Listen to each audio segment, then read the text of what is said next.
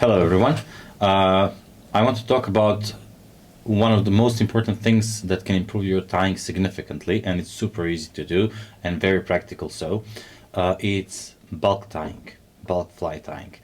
I have a rule, it's 5 rule, meaning that one fly, or 6 rule, one fly is going to the friend, to a friend, another fly goes to any snag, branch or bottom, who cares.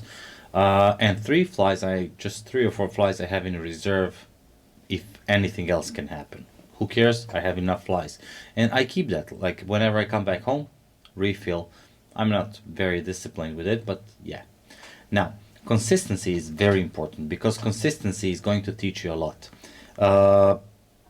If, for example, you're going to the gym and you want to do whatever exercise over there, you cannot do it. If you're a beginner, you cannot do it. You do just a short range of motion. You get good at it. You get comfortable. Then you extend that range of motion.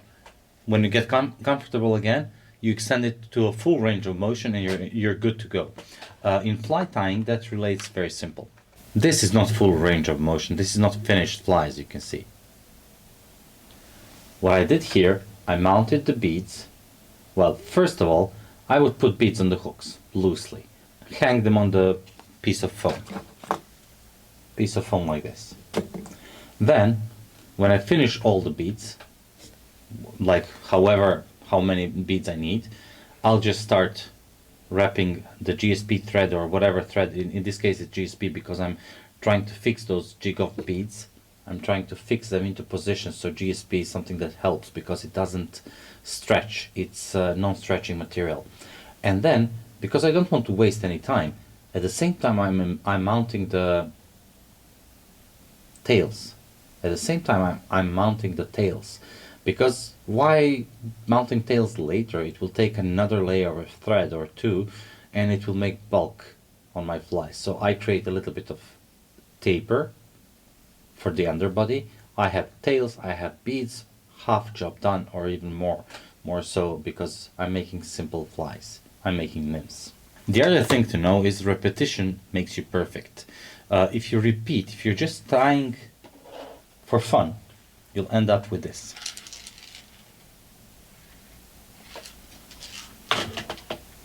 Patterns without any rule, without any order, all different kinds of flies that will not make you any better tyer if you're making them just every day like that. I mean, of course you will have so many patterns in your box, but that's not going to lead you anywhere. It's much better to have same pattern, literally one pattern, in range of sizes and weights, if we are talking about nymphs, than to have plethora of patterns and not covering all the weights. So for me, having pheasant tails in couple of variation is more useful than having 20 different patterns in the box. Next one I would like to talk about is knowing your materials. In this case, because I want to fix those beads on the hook, I want to talk about GSP and his properties and some tricks that I discovered while tying this. So, as I was saying, simply take your beads, put them on the hook, and then all you have to do is just put them somewhere where you can hang them together. You can group them in 6, you can group them in 10, whatever suits your needs, but group them together, stack them together so you have them organized. Having everything organized helps a lot. Next step is to start actually tying, and after completing hook and device, lay out materials and everything you need in front of yourself. Last thing you want to do is to look for your materials.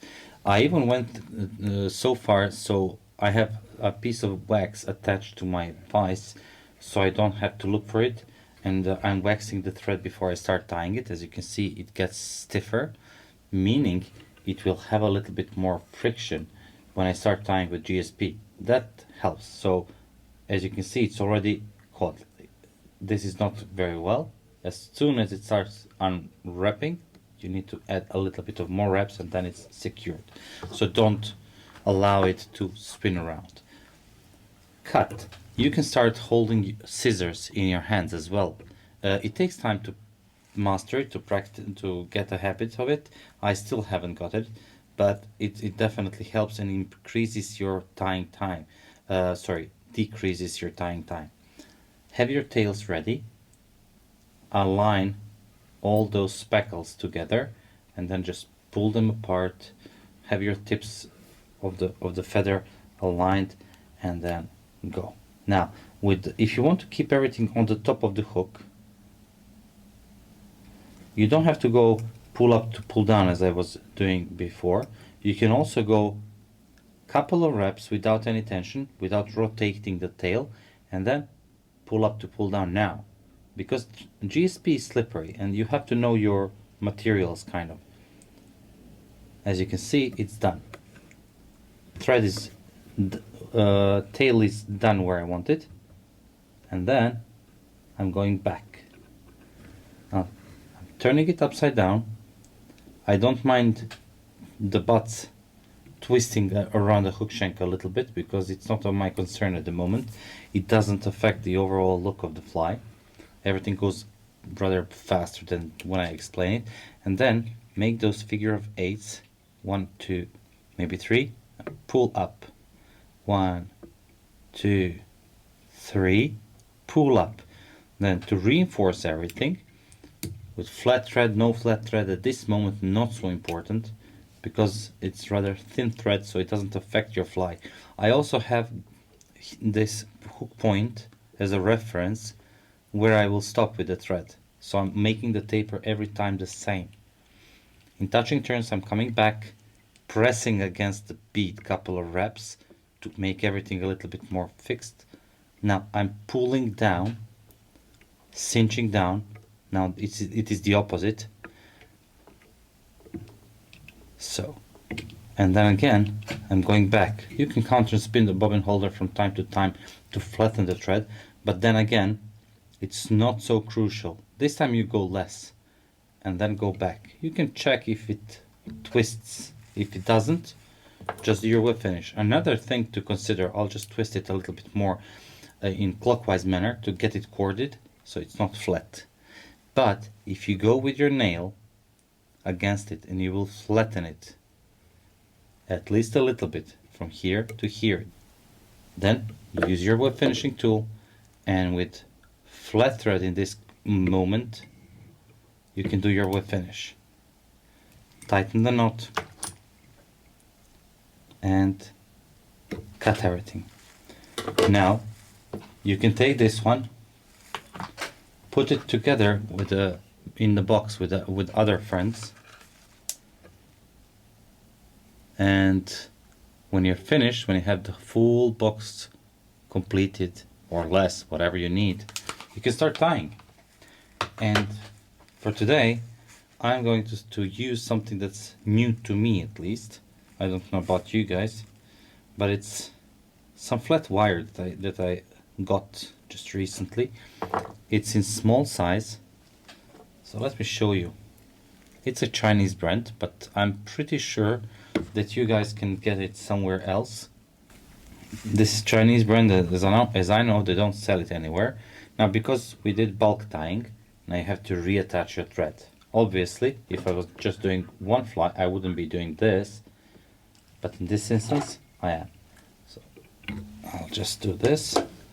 I'm not very concerned about this little tag over here, so I'll add wire to the far side, and I'll stop here, exactly where I stopped my previous layer. Now, because I already have a tail, I don't have to make the tail with my pheasant tail, and this time I'll do the black one because I think it matches really well with this red one. So just align the tips, and the wire goes one side, the pheasant tail goes on my side, so they go on the opposite directions. So this is on the top, I'll just want to put it on the side, and yeah, that's it. I already have slight taper, not too abrupt. You can emphasize it a little bit more if you wish. like so. Not so crucial, but keep the thread flat, and you will notice a little bit of gap over here. Now, wire goes on your side, the pheasant tail goes on my side, because I'm wrapping them in opposite directions. I want to reinforce everything. So pheasant tail goes, or any kind of barb will go this way, and this way I'm not touching the tails, I'm not displacing the tails, so I'm going counter spinning it. And then the last one fits in this gap so well, making the base for the thorax later. I also don't need to bother if I'm going to cut it with my scissors super tight, because it's already inside, like indent. I'm checking if everything goes well. Now wire. Same applies with the wire that applied with pheasant tail. I'm avoiding touching those tails immediately, so I don't have to be concerned about the tails. I do the cross wraps, reinforce the pheasant tail. I like doing this for some reason,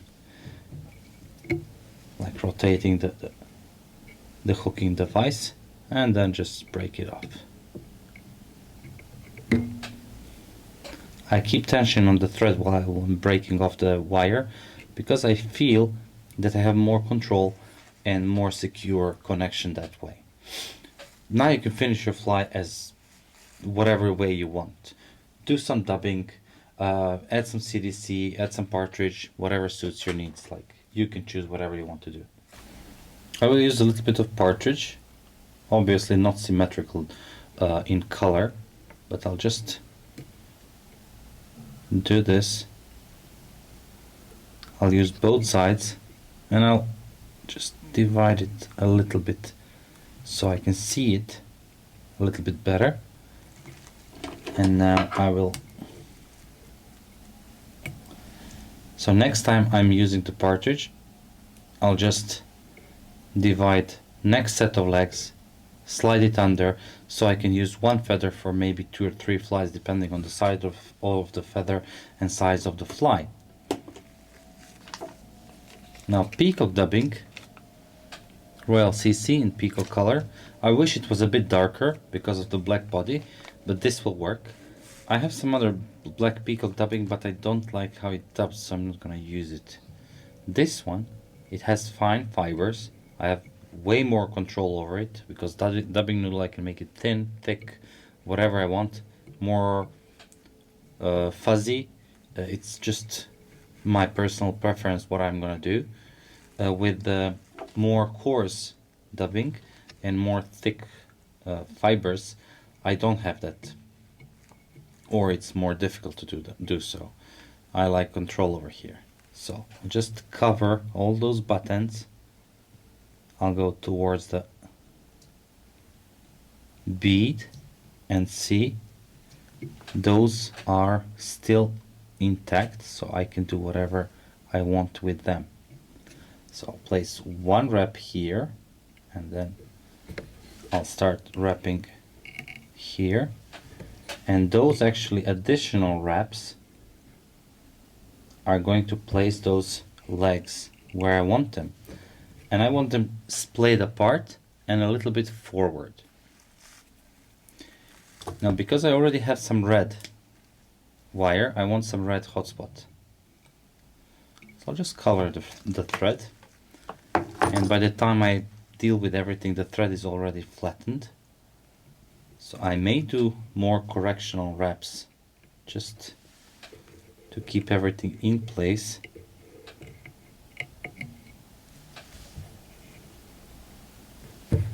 And then when I'm happy, I'll just do a whip finish knot. And whip finish knot, I'll just slide it down the bead. You can allow it to push those legs a little bit more, because by pushing them, it will lock them into place even better. My theory, I mean, I cannot prove it, but it's just theory, is that it reminds me of those Japanese tenkara flies. I don't know, sekasa, whatever. it just reminds me, and I think it wiggles more in the water. It's more active, and I think that moment where your fly is actually moving around is quite good. So guys, I hope this helps you. I hope this helps you improve your tying a little bit. Obviously, you can make different variations of the fly or make completely different pattern with or without tail. And one more thing I would like to add is if I don't want tail, I just cut it off. Or if I know in advance what I'm gonna tie, I don't need to mount a tail if it's going to be a tailless fly. So lay all the materials in front of you as a preparation. Prepare everything, beads, hooks, and then start tying. Preparation is more than half of the job. Also remember that with finish you don't have to unspin the bobbin holder. You can just lay the nail against the thread, pull it, flatten it a little bit, keep it tight, and do your whip finish knot.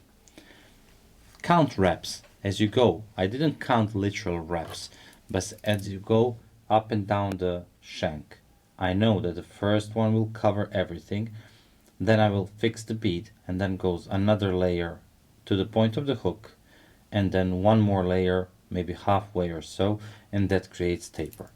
So I don't need to count, but as you will see, more or less all those flies are pretty much the same. I mean, these are not flies, these are underbodies, but they're all pretty much the same.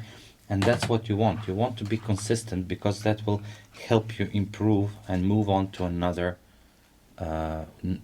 pattern. So as you can see here, I mean, I have color variations, but everything else is the same. So thank you very much for watching. Until next time, keep safe and tight lines.